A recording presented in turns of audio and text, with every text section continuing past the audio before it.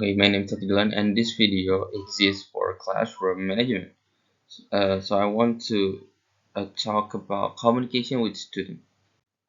So we have to start with the positive point because positive point more effective for everybody. It's not just for student. Everybody doesn't like a negative or decline things for themselves. That's a natural phenomenon from human. So we have to show and serve and give every single knowledge that we want to share kindly or positive way with a smile, with a good intention.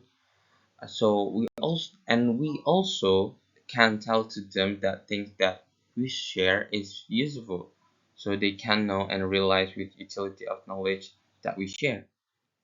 And as a teacher, it must be we have to real relevant with everything that exists, everything that run in the world. So we have to know about the world that student living in, so we can understand about how student how the way student thinks. So we have to know about social media or the new technology that exists that appear and etc. So we can also using the technology and put our education in it and make and get more intention from students each. So in this point, I want to um, invite every teacher in the world to involve active listening and empathy and open dialogue, so we can get a feedback as a evaluation materials from student, so we can more improve and evolve to be better next time. So this is for the second task on management classroom. So when we have to solve three tasks in a class, that okay, case number one. So few students that make some noise on the class. So for the first, we have to understand why student uh, don't pay attention for us. So we have to talk to the student, make a conversation with the student, and asking if anything bothering them or if they need help with something in the class. Um, so we can know that maybe our class is bored on everything else. And number two, make a lesson interactive. So plan activities that involve everyone, like a discussion or group work, to keep the student engaged. At least they do not busy with themselves. At least with their friends, so they don't lose their focus. And number three, tell the benefit, uh, like the point that I told before. The student know it's important to pay attention and participate in class for their learning. Um, we have to clear in class and tell them that this knowledge will important someday. Okay, number four, encourage participation.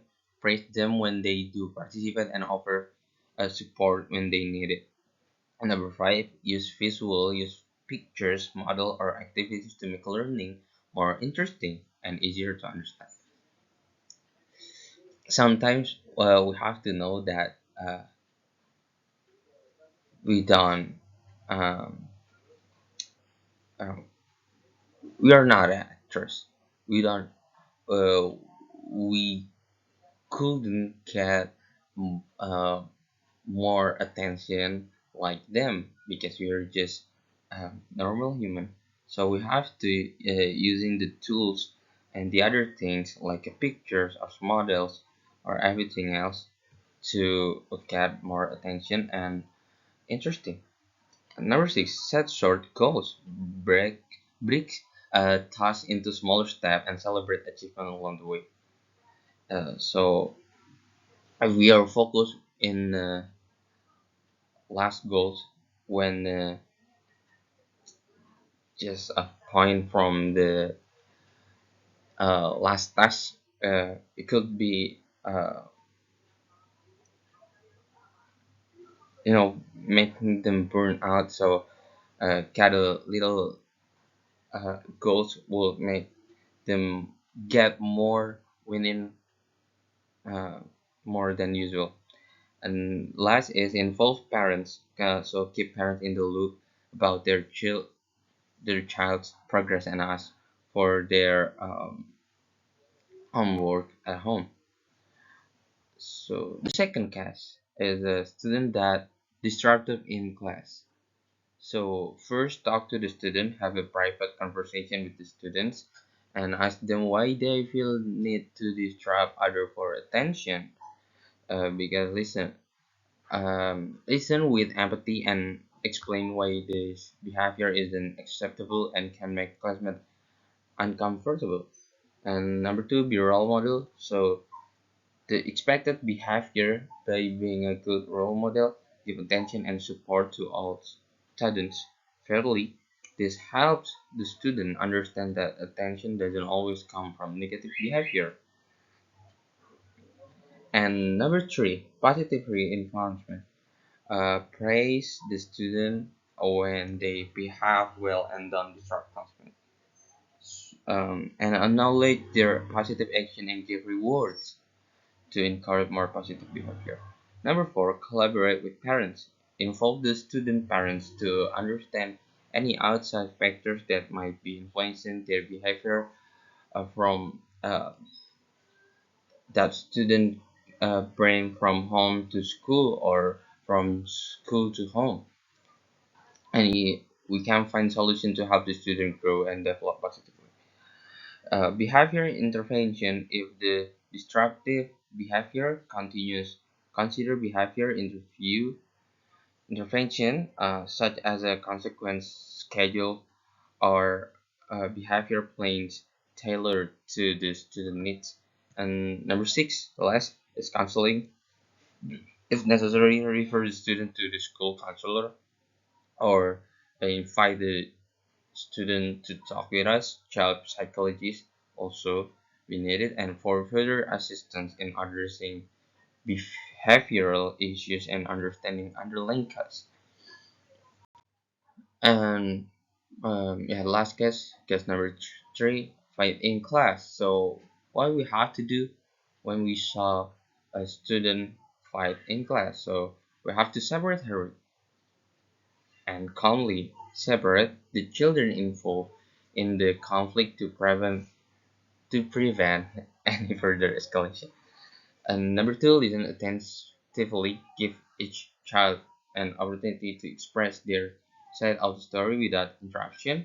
This helps in understanding the root cause of the conflict. Number three, encourage communication. Encourage the children to talk it out with each other and emphasize the importance of respectful communication and listening to one another's perspective. Number four is teach conflict resolution. Use this opportunity to teach conflict resolution skills such as compromise and empathy and finding common ground over guidance on how they can resolve their differences peacefully. Number five, supervise closely after the initial conflict is resolved and continue to monitor the situation closely to prevent any resurgence. Over another support and guidance to help the children navigate and any lingering tension or issues. Okay, that's all for today for classroom management mid task. Thank you.